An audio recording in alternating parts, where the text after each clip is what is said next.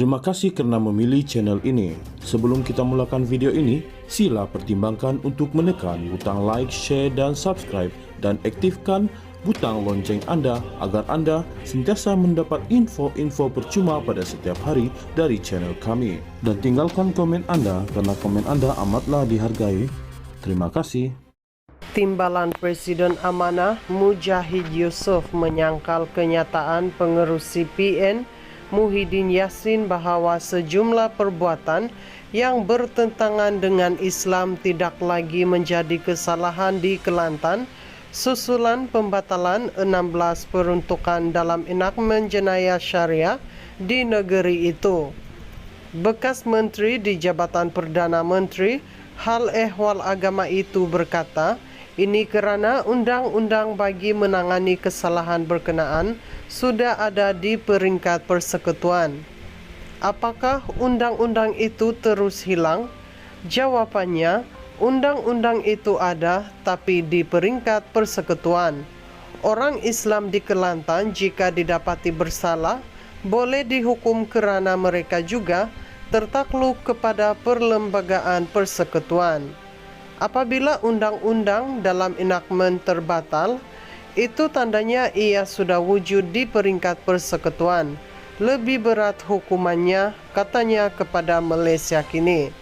Dalam hantaran di Facebook kemarin, Muhyiddin mendakwa keputusan Mahkamah Persekutuan itu bermakna perbuatan yang bertentangan dengan hukum Islam seperti menawarkan perkhidmatan maksiat, berkhalwat, sumbang mahram dan minum arak tidak lagi menjadi suatu kesalahan bagi umat Islam di negeri Kelantan.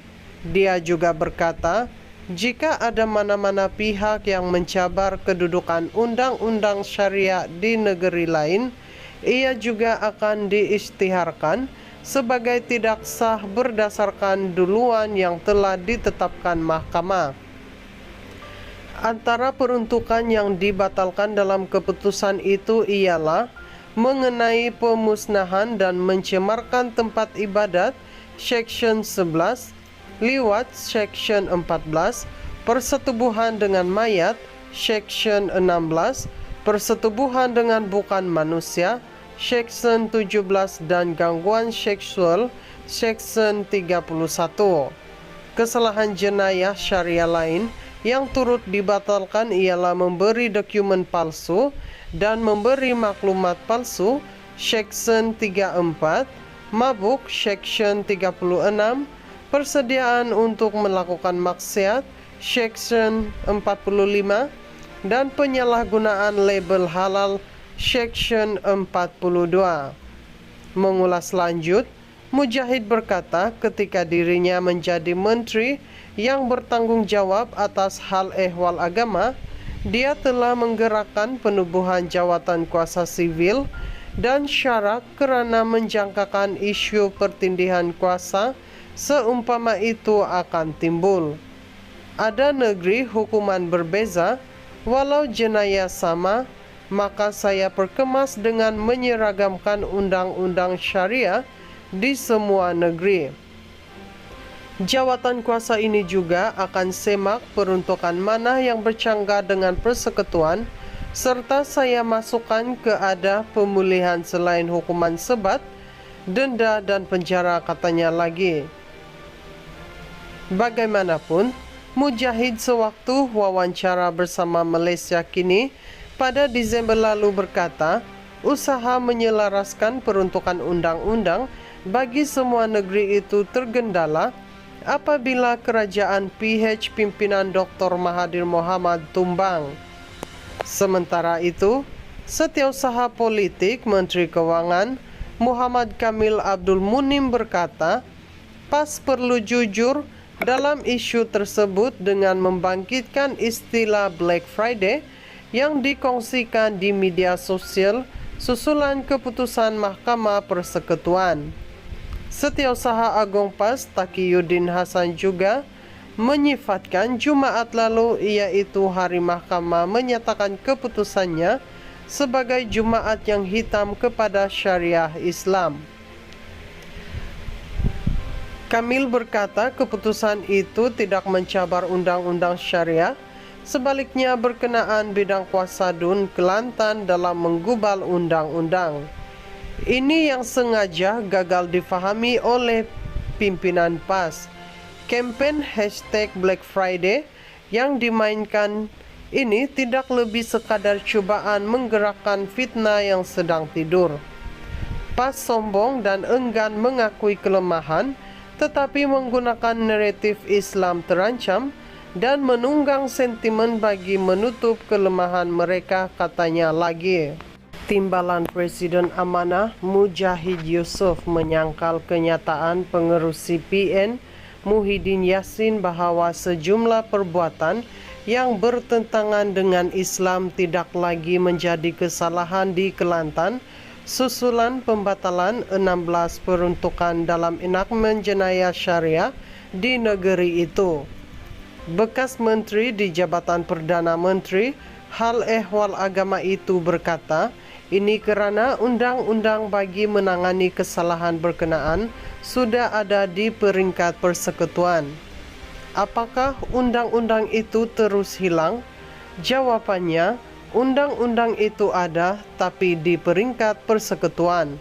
Orang Islam di Kelantan jika didapati bersalah, boleh dihukum kerana mereka juga tertakluk kepada perlembagaan persekutuan. Apabila undang-undang dalam enakmen terbatal, itu tandanya ia sudah wujud di peringkat persekutuan. Lebih berat hukumannya, katanya kepada Malaysia Kini. Dalam hantaran di Facebook kemarin, Muhyiddin mendakwa keputusan Mahkamah Persekutuan itu bermakna perbuatan yang bertentangan dengan hukum Islam seperti menawarkan perkhidmatan maksiat, berkhalwat, sumbang mahram dan minum arak tidak lagi menjadi suatu kesalahan bagi umat Islam di negeri Kelantan.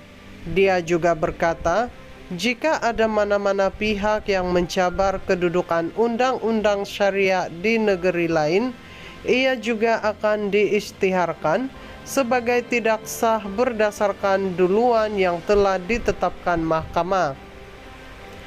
Antara peruntukan yang dibatalkan dalam keputusan itu ialah mengenai pemusnahan dan mencemarkan tempat ibadat Seksyen 11, liwat Seksyen 14, persetubuhan dengan mayat Seksyen 16, persetubuhan dengan bukan manusia Seksyen 17 dan gangguan seksual Seksyen 31. Kesalahan jenayah syariah lain yang turut dibatalkan ialah memberi dokumen palsu dan memberi maklumat palsu Seksyen 34, mabuk Seksyen 36, persediaan untuk melakukan maksiat Seksyen 45 dan penyalahgunaan label halal Seksyen 42.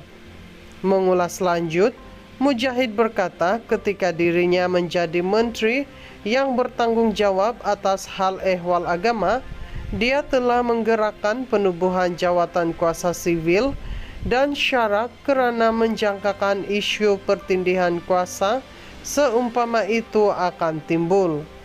Ada negeri hukuman berbeza, walau jenayah sama, maka saya perkemas dengan menyeragamkan undang-undang syariah di semua negeri.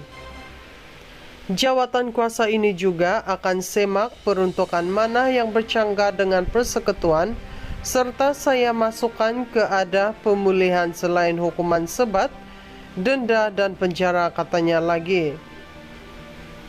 Bagaimanapun, Mujahid sewaktu wawancara bersama Malaysia Kini pada Disember lalu berkata, usaha menyelaraskan peruntukan undang-undang bagi semua negeri itu tergendala apabila kerajaan PH pimpinan Dr. Mahathir Mohamad tumbang. Sementara itu, Setiausaha Politik Menteri Kewangan Muhammad Kamil Abdul Munim berkata, PAS perlu jujur dalam isu tersebut dengan membangkitkan istilah Black Friday yang dikongsikan di media sosial susulan keputusan Mahkamah Persekutuan.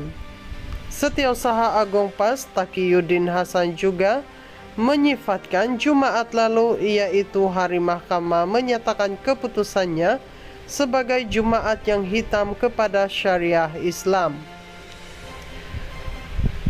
Kamil berkata keputusan itu tidak mencabar undang-undang syariah, sebaliknya berkenaan bidang kuasa DUN Kelantan dalam menggubal undang-undang. Ini yang sengaja gagal difahami oleh pimpinan PAS. Campaign #Black Friday yang dimainkan ini tidak lebih sekadar cobaan menggerakkan fitnah yang sedang tidur. PAS sombong dan enggan mengakui kelemahan, tetapi menggunakan naratif Islam terancam dan menunggang sentimen bagi menutup kelemahan mereka, katanya lagi.